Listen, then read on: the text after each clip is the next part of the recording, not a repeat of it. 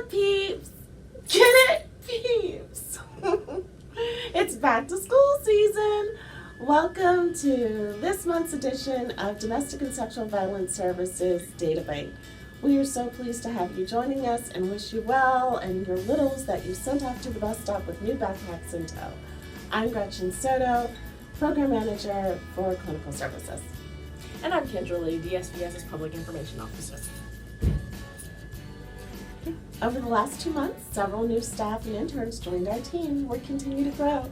Please help us welcome advocates Sujin Kim, Deborah Miller, and Alaha Arar, all of whom you may visit at DVAC, located in the historic courthouse. We also have counseling interns, Christina Rawls, Fernando Saavedra, and ADAPT intern, Magali Gibson, round out our newcomers. We're delighted to have you join us and welcome aboard. And on to our birthday shout-outs. In July, we celebrated Me, and more me!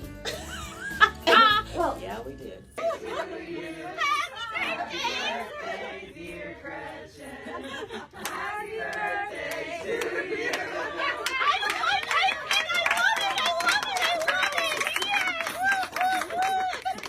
Open it, Gretchen. Heels. It's flashing in my mind, and so is the budget and the program. Oh, And we also celebrated these wonderful colleagues.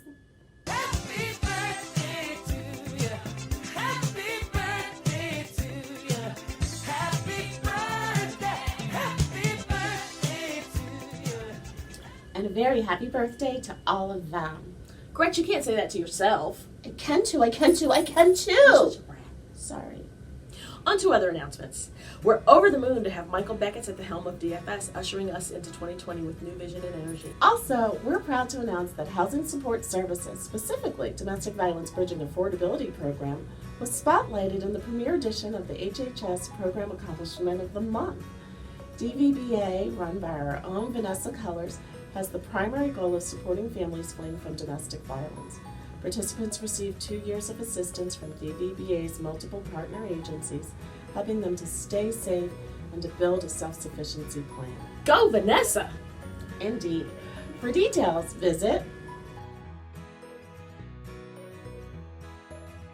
Oh, and imagine my surprise when I was at DVAC and I saw the luxurious palatial crisis call center that's fully up and operational. It is divine. So that means that we now have core, consistent, and quality staffing for both our 24-hour domestic and sexual violence hotline and lab line. Yes. Now tell them about all that strategic planning stuff. Oh, that. Well, the pre-planning work group is well underway with cross-division staff developing surveys and focus groups for community partners and residents to provide input into our strategic process.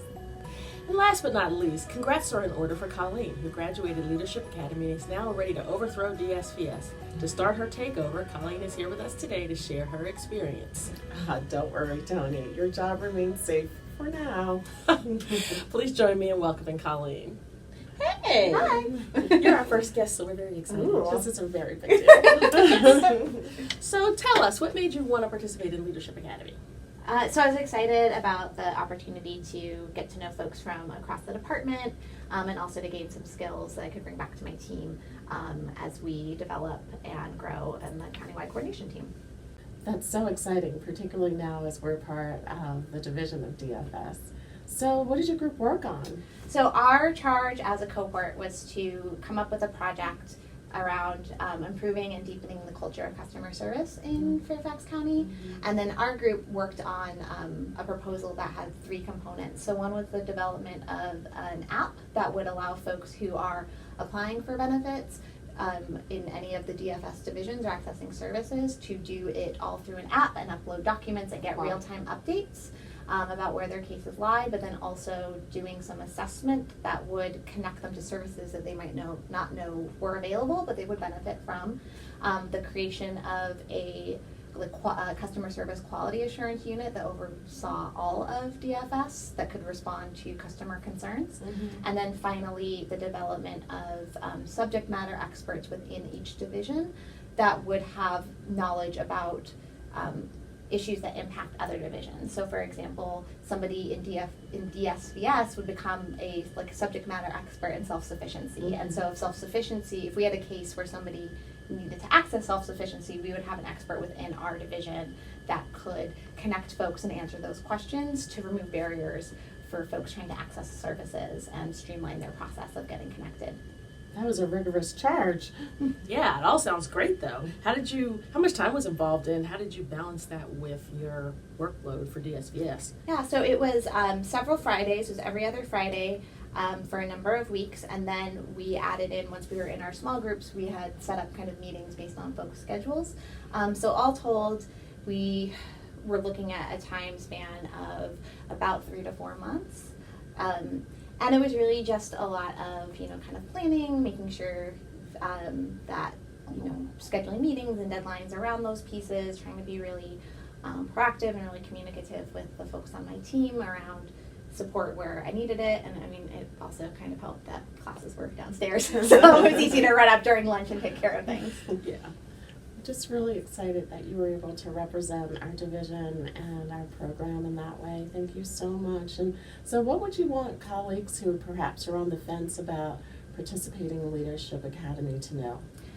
I think it's a really great opportunity, again, to get to know our department better and also to see how some of the pieces of our work fit together, and also to let folks know about the work that we do.